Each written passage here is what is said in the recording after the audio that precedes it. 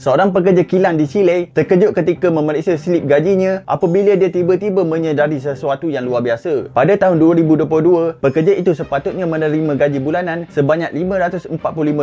Tetapi pihak syarikat secara tidak sengaja telah membayar sebanyak $180,000 kepadanya. Jumlah wang itu bersamaan dengan hampir 30 tahun nilai gajinya yang biasa. Walaupun begitu, pekerja itu pada awalnya memutuskan untuk melakukan perkara yang betul dengan memaklumkan kesilapan itu kepada pengurusnya. Apabila pengurus tersebut melaporkan kes ini kepada Jabatan Sumber Manusia Syarikat, pihak HR memaklumkan pekerja itu perlu pergi ke bank untuk pulangkan wang syarikat semula. Tetapi, pekerja itu sedar pihak syarikat sebenarnya tidak mempunyai kuasa untuk mengambil balik wang itu secara paksa dan dia perlu memulangkannya sendiri. Jadi, dia tiba-tiba mempunyai rancangan lain dan mengambil keputusan untuk menghilangkan diri. Walaupun pihak syarikat berulang kali cuba menghubunginya melalui panggilan dan mesej, dia tidak membalasnya. Selepas 3 hari, dia akhirnya menghantar surat peletakan jawatan melalui seorang peguam yang telah dilantiknya. Walaupun pihak syarikat cuba memfailkan tuduhan jenayah terhadap pekerja tersebut, tiada sebarang tangkapan boleh dilakukan dan sehingga kini pekerja itu masih belum ditemui. Komen pandangan korang.